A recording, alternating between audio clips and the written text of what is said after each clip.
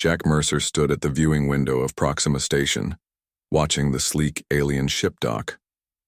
The Vrexian vessel gleamed under the artificial lights, its smooth curves unlike the more practical human designs. Jack crossed his arms, his muscular frame tense despite his calm expression.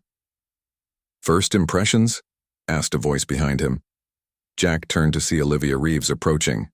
Her dark hair was pulled back in a practical ponytail, and her eyes held the sharp intelligence that had made her the youngest lead engineer in the colony. "They're careful," Jack said. "Notice how they're scanning everything, not just for safety, they're collecting data." Olivia nodded. "Administration wants this trade deal badly. The Vrexians have faster-than-light communication technology we need."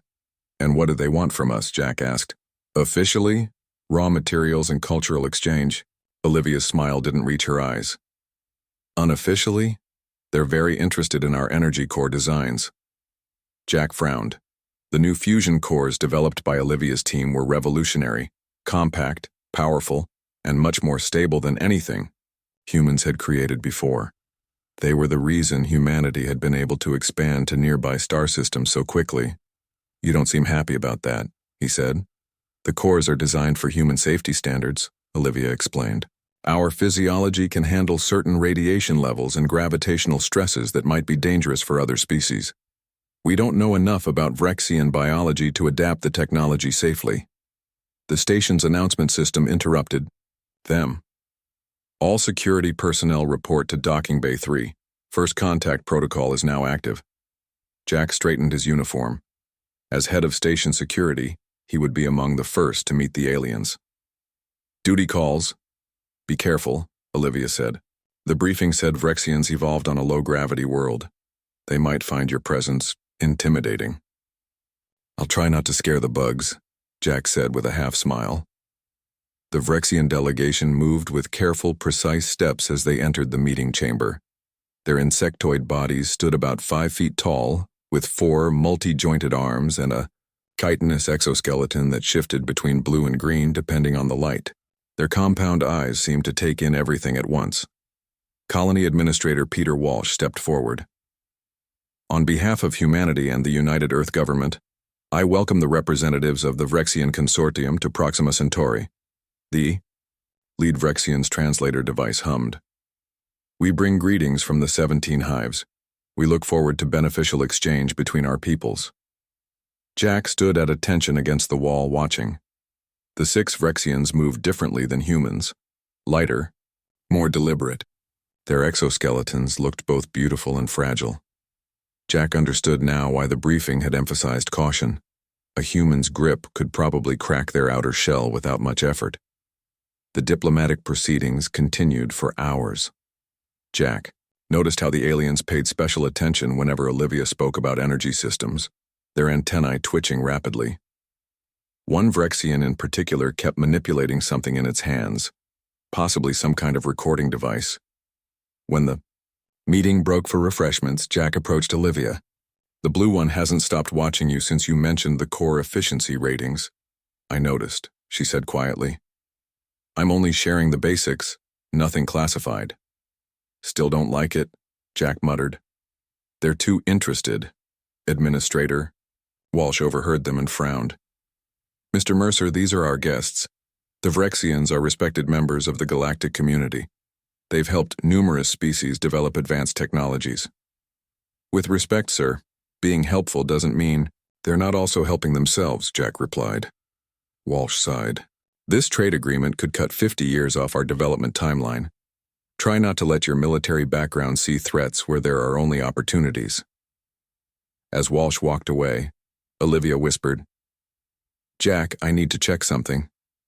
Meet me in Lab 4 after this is over." 3 hours later, Jack entered the research lab to find Olivia staring intently at several monitors. Her fingers moved rapidly over the controls, bringing up and dismissing data screens. "What's wrong?"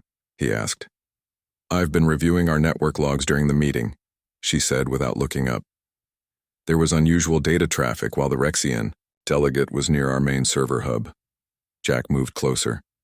"You think they hacked us during a diplomatic meeting?" "Not hacked exactly. More like skimmed." Olivia pointed to a graph showing data flow. See these spikes? They correspond exactly to when that blue Vrexian was standing near the engineering display. What could they have gotten? Olivia's face paled slightly. I'm running a trace now, but I think, yes. They copied the schematics for the E7 core. Jack cursed under his breath. We need to tell Walsh. It's not that simple, Olivia said. The schematics they got are incomplete, and there's a bigger problem. She pulled up a complex diagram. The E7 has built-in safeguards, physical and software-based.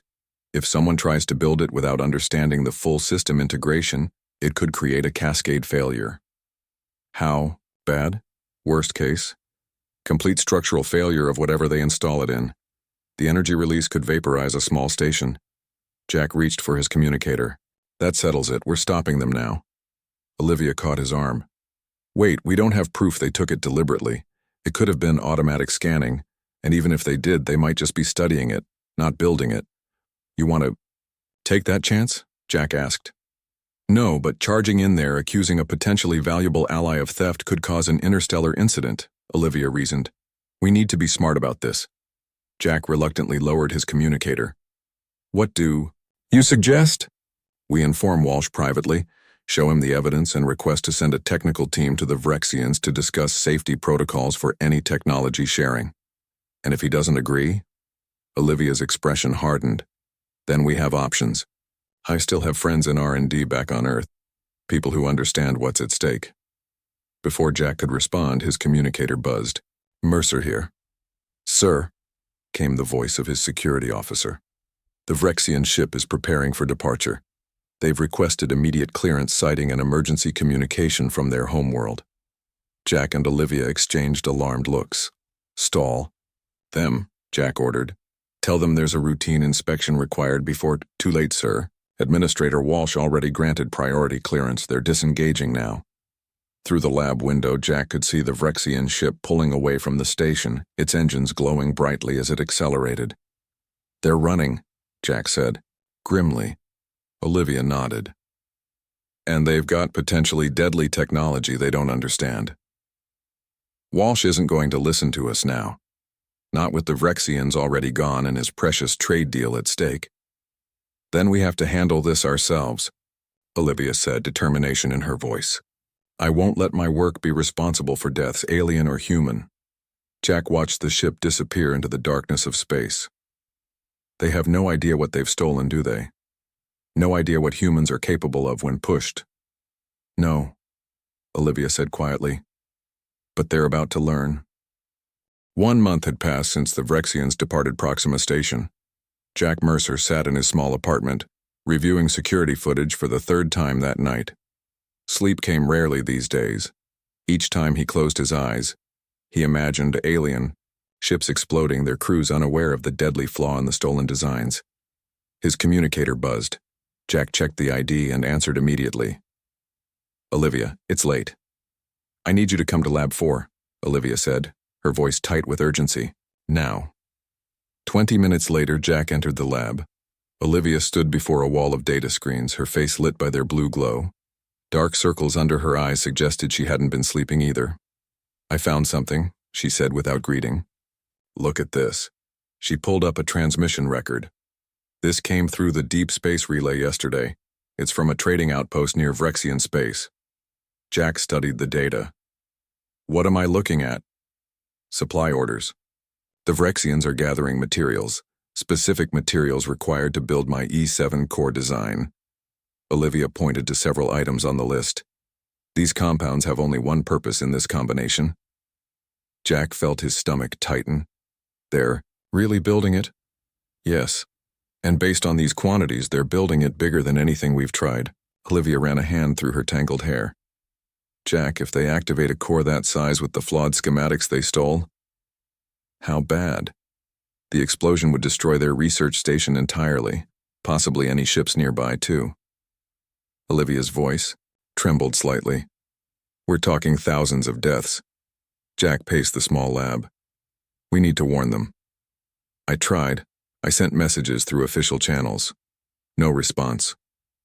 Walsh? Olivia laughed bitterly. Our dear administrator said, and I quote, "We cannot accuse a potential trading partner of theft without absolute proof, especially not over theoretical safety concerns." Jack stopped pacing. So we're on our own? Not entirely. Olivia pressed a button, and a new face appeared on the screen. A man with dark skin and close-cropped hair nodded at them. Jack, meet Dominic Carter, former pilot with the Colonial Fleet. Now he runs independent shipping to the outer colonies. And to some, less official destinations, Dominic added with a slight smile. Olivia saved my sister's life during the Titan incident. I owe her. Jack narrowed his eyes. What are you thinking, Olivia? I'm thinking we need to go to Vrexian space ourselves, warn them directly, or stop them if necessary. That's insane, Jack said. We'd never get clearance. We don't need clearance, Dominic interjected. My ship, the Horizon Runner, can make the journey. It's fast and has some modifications that keep it off standard tracking systems. You're talking about stealing a ship and violating alien territory, Jack said. That's career suicide at two. Best, prison at worst. And doing nothing means gambling with thousands of lives, Olivia countered. I won't let my work be used to kill, even accidentally. Jack fell silent, weighing options in his mind. After a long moment, he asked, Who else knows about this? Just us and Maya Patel, Olivia said. She's a linguist who worked with the diplomatic corps. She speaks trade Vrexian. You've been planning this, Jack realized. Olivia nodded. Since they left. I hoped official channels would work, but we're running out of time. Jack walked to the window, looking out at the stars. His military training told him this was madness. His conscience told him something else. When do we leave? He finally asked. 3 days later, the Horizon Runner slipped away from Proxima Station during a scheduled power fluctuation that temporarily disabled the tracking systems. Jack stood on the bridge beside Dominic, watching his home shrink behind them. We're clear, Dominic announced. Setting course for the Vrexian research outpost in the Deneb sector. Maya Patel looked up from her console. She was smaller than Olivia, with quick movements and alert eyes that missed nothing. The journey will take 6 days at maximum speed, she said. That should put us there before they finish final assembly of the core, based on Olivia's calculations. And, if we're wrong about the timeline, Jack asked, then we'd better hope they run very thorough tests before activation, Olivia replied from where she was setting up her equipment. Jack turned to Maya. You worked with the Vrexians during first contact. What should we expect? They're hierarchical and protocol-driven, Maya explained. They respect strength but fear physical confrontation. Their bodies evolved on a low-gravity world with few predators. They're brilliant engineers but physically fragile compared to humans. How fragile? A firm handshake could fracture their exoskeleton, Maya said. They know humans come from what they classify as a death world, high gravity, dangerous fauna, extreme climate variations. It makes them nervous around us. Good, Jack said grimly. Maybe that nervousness will make them listen. An alert sounded from Dominic's console. We've got company. Colonial patrol vessel on an intercept course. They found us already? Olivia asked, alarmed. Probably routine patrol, Dominic said, studying the readings. But they'll detect us soon. Options? Jack asked. Dominic's fingers danced across the controls. There's a dense asteroid field in range. We could hide there until they pass. Dang it, Jack ordered. The Horizon Runner changed course, heading toward a sprawling field of space rocks. The ship shuddered as Dominic pushed its engines. They've spotted us, Maya reported. They're sending identification requests. Ignore them, Jack said. How long until we reach cover? 3 minutes, Dominic replied, his concentration complete as he plotted their approach. The ship rocked suddenly as warning shots flashed past their hull. They're serious, Olivia said, gripping her seat. So are we, Jack replied. Dominic, can you lose them in the field? Dominic smiled for the first time since they'd met. Watch me. The Horizon Runner plunged into the asteroid field, weaving between massive rocks with impossible precision. The patrol ship followed, but more cautiously. its larger size a disadvantage in the tight space.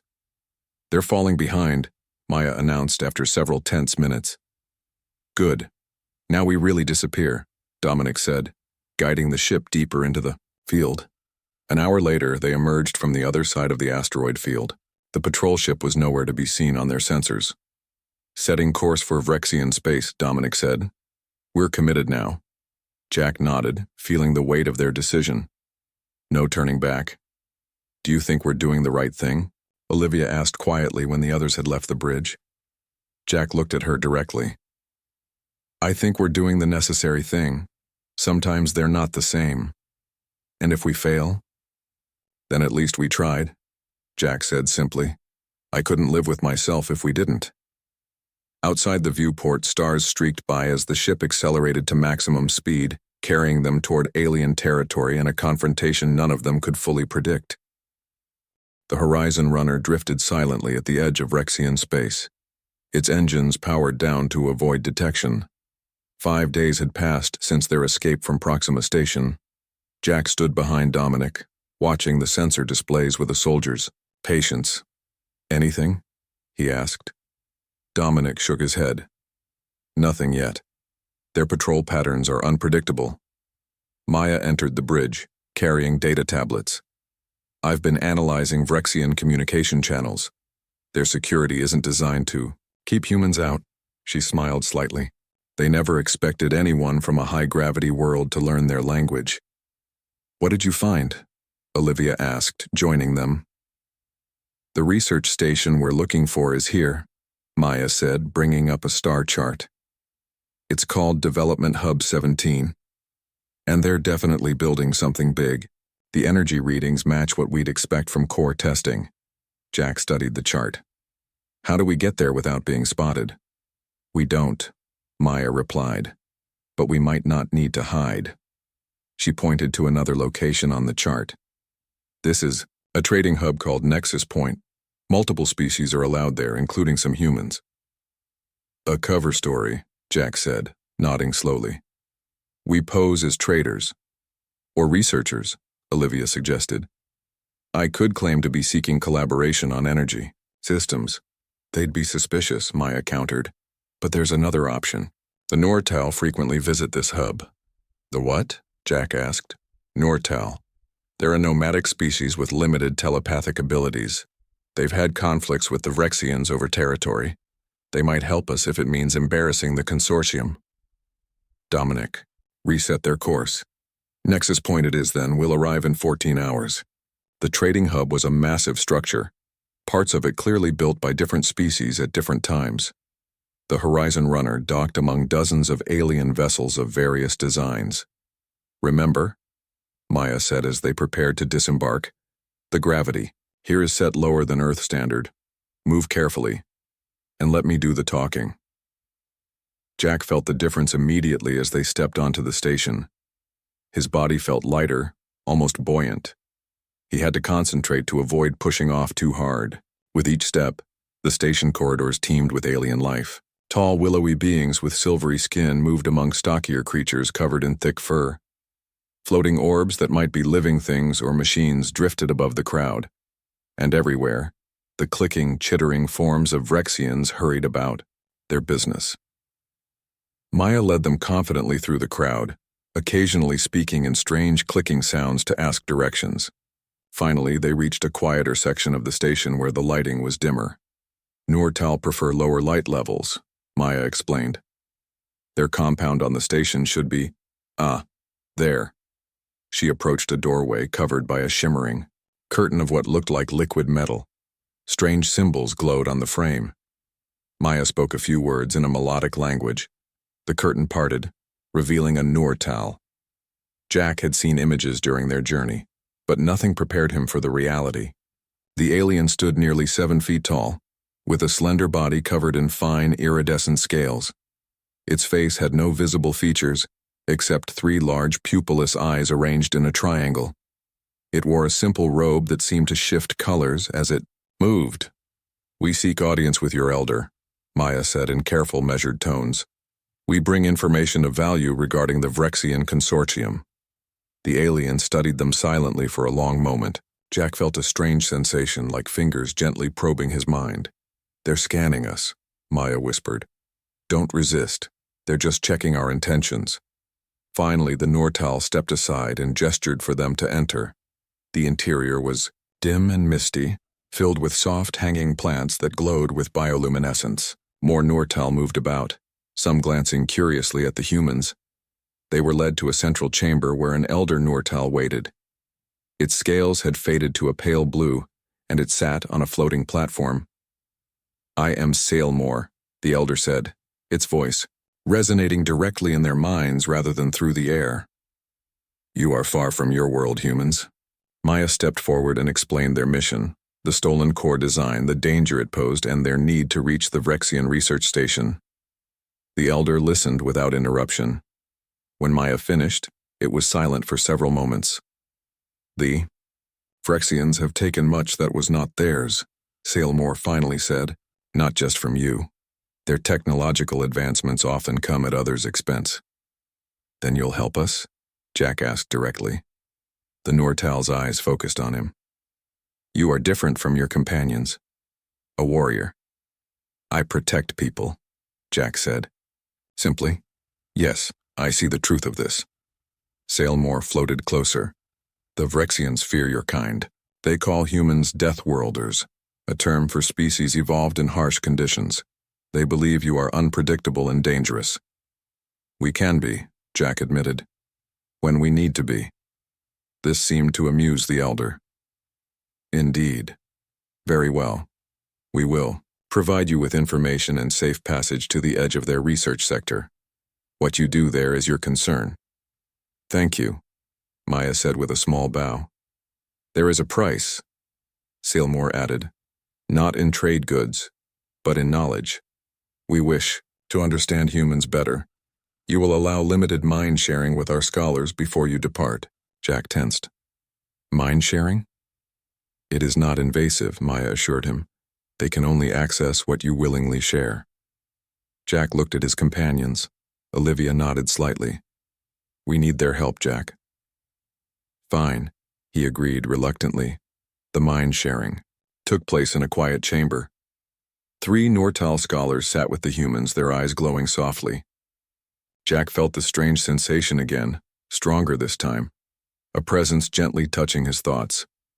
The lead scholar suddenly pulled back, its scales flashing with surprise. "You have fought in wars," it said to Jack. "You have seen death many times." "Yes," Jack replied steadily. "And the gravity of your world, it is much stronger than here. Your muscles, your bones, they developed under constant pressure we cannot imagine." Jack shrugged. "It's normal for us." The Nortal turned to its companions, communicating silently. Then it addressed the humans again. "We have underestimated your species as the Vrexians do. What you consider ordinary, we would find impossible. This explains much about your reputation." After the session ended, Sailmore provided them with detailed information about the research station and Vrexian security systems. More valuable was a security clearance code that would get them past the outer checkpoints. "Our people trade regularly with the sector," the elder explained. "This will identify you as carrying valuable materials for their research." As they prepared to depart, Sailmore approached Jack privately. "Be cautious, warrior. The Vrexians are physically fragile compared to humans, but their technology is formidable, and they will not understand your concern for their safety." "Why not?" Jack asked. "Because they would never risk themselves to save another species," Sailmore replied, simply. "Remember this difference when you face them." The Horizon Runner left Nexus Point 6 hours later, now registered as a Nortal trading vessel carrying specialized materials. As they approached Vrexian space proper, Jack stood on the bridge, mentally preparing for what lay ahead. "You're unusually quiet," Olivia noted, joining him. "Just thinking about what Sailmore said, about the Vrexians not understanding why we'd try to help them." Olivia considered this. Different evolutionary paths, different values, but we're doing the right thing, even if they don't understand why. Jack nodded slowly. "Let's hope they give us a chance to explain before they shoot us down." The Horizon Runner approached Development Hub 17, its exterior now bearing Nortel trading markings. Jack, Olivia, and Maya stood on the bridge as Dominic guided the ship toward the massive research station. The structure hung in space, like a giant metal flower with curved petals extending from a central hub. Vrexian vessel, identify yourself and state your purpose, came a clicking voice over the communication system. Maya leaned toward the console. This is trading vessel. Stellar Wind operating under Nortel registry. We carry specialized materials for Project Luminary. Clearance code follows. She transmitted the code Sailmore had provided. There was a long pause. Jack felt sweat forming on his forehead despite the ship's cool air. Clearance confirmed. The Vrexian controller finally replied. Proceed to Docking Bay 7. Everyone released a collective breath. Dominic guided the ship toward the designated bay, his hands steady on the controls. Now for the hard part, Jack said quietly.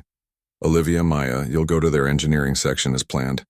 Dominic, stay with the ship and be ready for a quick exit. What about you? Olivia asked. I'll create a distraction if needed, Jack replied. I can move faster alone. The ship docked with a gentle shudder. Through the viewport they could see Vrexian workers waiting in the bay. Remember, Maya said, move slowly around them. Any sudden movements will be seen as threatening. They disembarked carefully. Jack immediately noticed the lighter gravity, even less than at Nexus Point. He felt like he could jump 20 feet with minimal effort. 3 Vrexians approached, their exoskeletons gleaming under the bay lights. Jack recognized the leader by the elaborate markings on its carapace, signs of rank according to Maya's briefing. I am Port Officer Tikral, the Vrexian said through a translator device. Your delivery is unexpected. Our manifest shows no scheduled materials arrival. Maya stepped forward, data tablet in hand. The Nortal received a priority request from Chief Scientist HFY for specialized shielding components. We were the closest vessel with appropriate cargo. The officer's antennae twitched rapidly, a sign of uncertainty Jack knew. I will verify this with the Chief Scientist. Of course, Maya said smoothly. While you do, perhaps we could begin preparing. The materials? They require specific handling. Tikral hesitated, then nodded. You may proceed to cargo inspection. Guards will escort you. As they were led deeper into the station, Jack noted every detail. Security checkpoints, guard positions, emergency exits.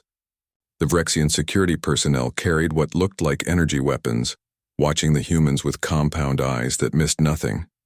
The inspection area was a large room with scanning equipment.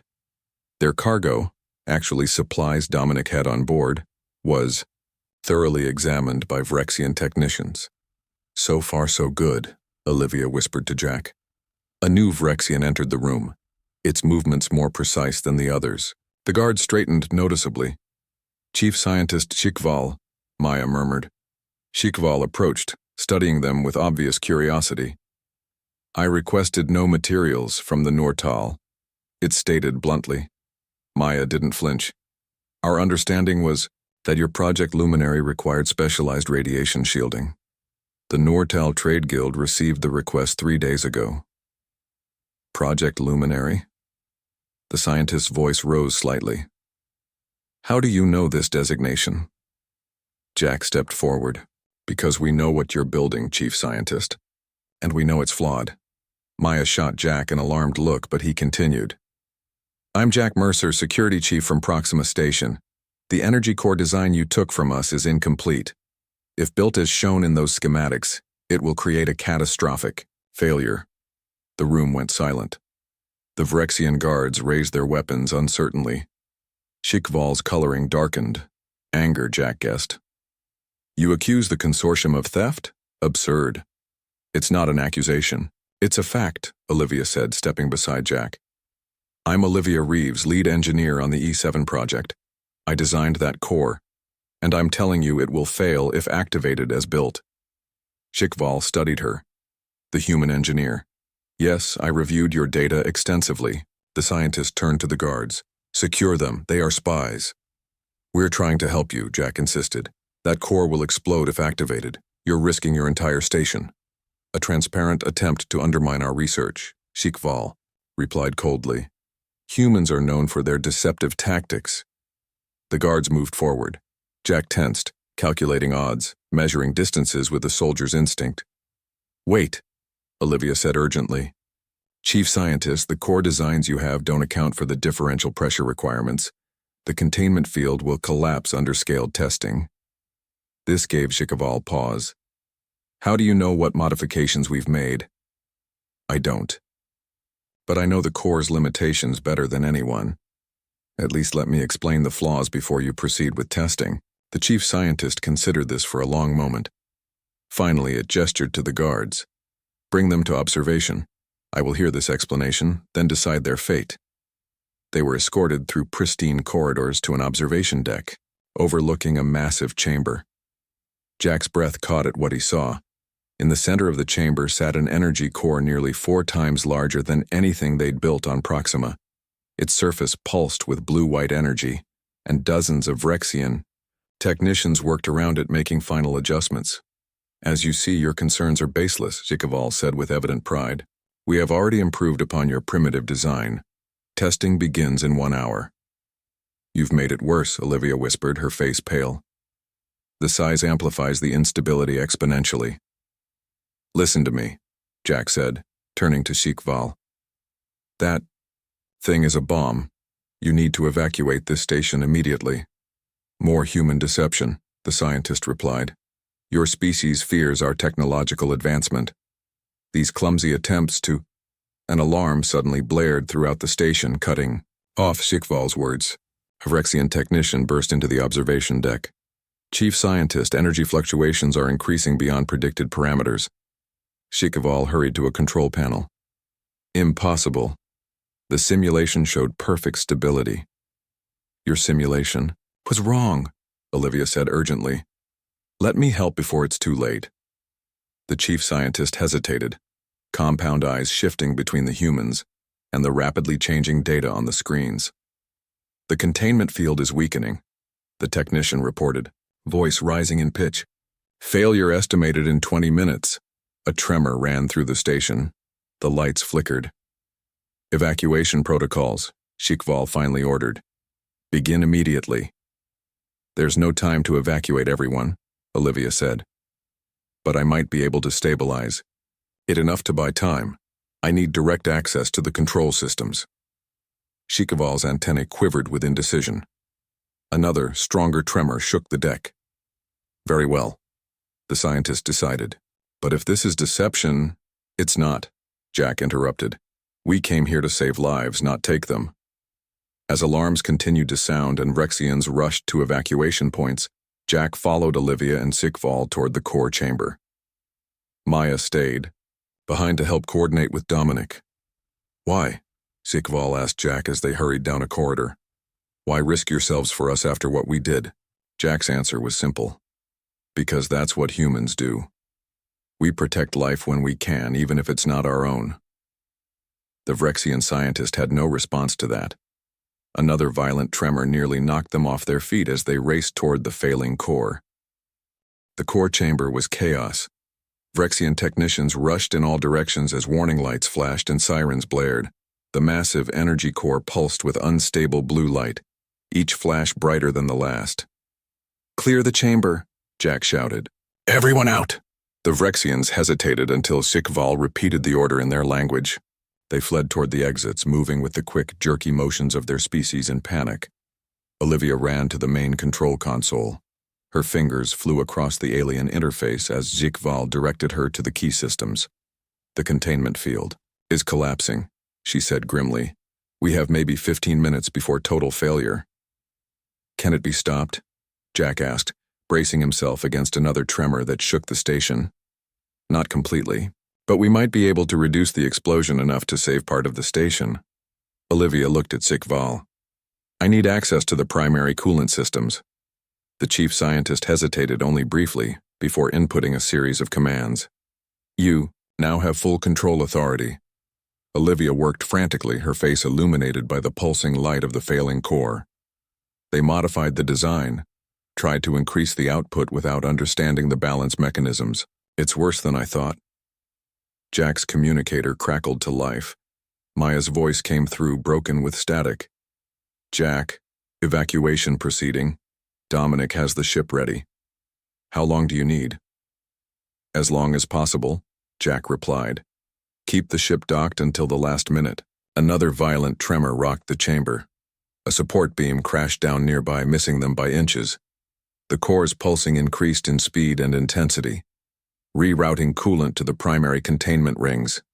Olivia announced, "It might buy us a few more minutes." HFY worked alongside her, translating commands and providing access to systems Olivia didn't understand.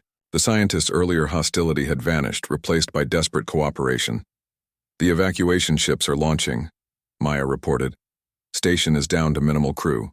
You need to get out now." "Not yet," Olivia replied. "I'm still stabilizing." The secondary systems. A thunderous crack echoed through the chamber as one of the core's outer rings fractured. Energy arced across the gap, striking a nearby console and melting it instantly. "We're out of time," Jack said. "Olivia, we need to go." Almost there. Olivia continued working, sweat streaming down her face despite the chamber's rapidly dropping temperature. "If I can just lock in these settings." "The structural integrity of this section is failing," HFY warned, antennae quivering with stress. "We must leave immediately." Olivia finally stepped back from the console. "That's all I can do. I've contained the reaction to the central chamber. The explosion will be smaller but still catastrophic for this section." "How long?" Jack asked. 8 minutes, maybe less." They ran for the exit, but another tremor sent a shower of debris crashing down, blocking their path. Jack assessed the situation instantly. "There's another way out through the maintenance shaft," HFY said, pointing to a narrow opening near the floor. "But it's a difficult climb up 3 levels. Go," Jack ordered. "I'll follow." HFY went first, its insectoid body easily navigating the tight space. Olivia followed. Jack glanced back at the core one last time, its blue light, now shot through with dangerous red pulses, before entering the shaft. The climb was steep. In the station's reduced gravity, Jack could have easily bounded up if he were alone. But Olivia was struggling, exhausted from her intense work on the core. "Keep going," he encouraged her. "We're almost there." Above them, HFY had reached the exit and was calling down instructions. Another violent tremor shook the shaft. Olivia lost her grip and began to fall. Jack caught her with one arm, his other hand maintaining a solid hold on the shaft wall. The impact would have dislocated a human shoulder in Earth gravity, but here he managed it, though pain shot through his muscles. "I've got you," he said through gritted teeth. With a surge of strength that made the Vrexian scientist's compound eyes widen in astonishment, Jack pushed Olivia upward toward HFY. The chief scientist grabbed her and pulled her through the exit. Jack followed seconds later, emerging into a corridor where emergency lights pulsed red. "The evacuation point is 2 sections ahead," HFY said. "We must hurry." They ran through the buckling corridor. Parts of the ceiling had collapsed and fires sparked from damaged systems. The station groaned around them like a dying creature. Maya's voice came through Jack's communicator again. "Jack, where are you? The ship is the only one left docked." "Heading to evacuation point 3, he replied. 2 minutes. They reached a sealed door blocking their path. HFY rushed to the control panel, but it was dead. "Power to this section is cut," the scientist said. "We are trapped." Jack examined the door. "Stand back." He braced himself against the opposite wall, then launched forward with all his strength. His shoulder hit the door with a force that would have been impossible in Earth gravity. The metal buckled but held. Again, Jack threw himself at the door. This time something cracked. One more powerful impact and the door gave way, its locking mechanism shattering under the assault. HFY stared in amazement. "The strength required for that, Deathworlder," Jack said simply, wincing as he rotated his injured shoulder. "Let's move." They continued through the damaged station, finally reaching the evacuation point where Dominic waited at the ship's hatch, his expression frantic. "Cutting it close," he shouted as they rushed aboard. Core status? Failing. Olivia yelled back. Get us out of here now. Dominic didn't need to be told twice. The Horizon runner disengaged from the dying station, engines flaring to maximum thrust. 3 minutes to minimum safe distance, Dominic announced as they strapped in. Through the viewport, they watched the research station growing smaller, its structure visibly warping as the core destabilized further. When the explosion came, it was both less and more than they had expected. The central section of the station vanished in a blinding flash, but the containment measures Olivia had implemented held just enough to prevent total destruction. Several of the outer rings survived, though heavily damaged. You did it, Jack said to Olivia. You saved some of them. We did it, she corrected him, exhaustion evident in her voice. All of us. Shikaval approached them as the ship stabilized on its course away from the disaster. The scientist's posture was different now, more respectful, perhaps even humble. My people owe you their lives, Shikaval said. I owe you my life. I did not understand why you would risk yourselves for us after what we did. Now I begin to see. What will you tell your superiors? Maya asked. The truth, Shikaval replied.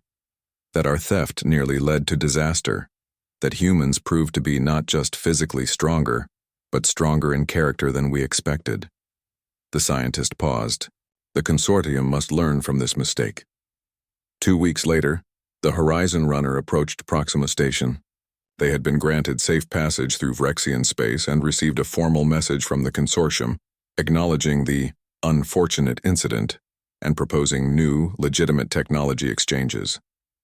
Think they learned their lesson? Dominic asked as the station came into view. Jack looked at the message one more time. They've learned something at least.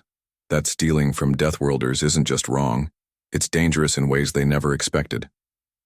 Not just our technology, Olivia added, but underestimating who we are, what we stand for. As they prepared to dock, Jack knew they would face consequences for their unauthorized mission, but he also knew they had changed something important in humanity's relationship with the galaxy. Sometimes, he thought, you had to break the rules to do what's right, and sometimes you had to show the universe exactly what humans were capable of, not just our strength, but our willingness to use that strength to protect others, even those who had wronged us. That was the real lesson the Vrexians had learned. And it was a lesson the rest of the galaxy would soon learn as well.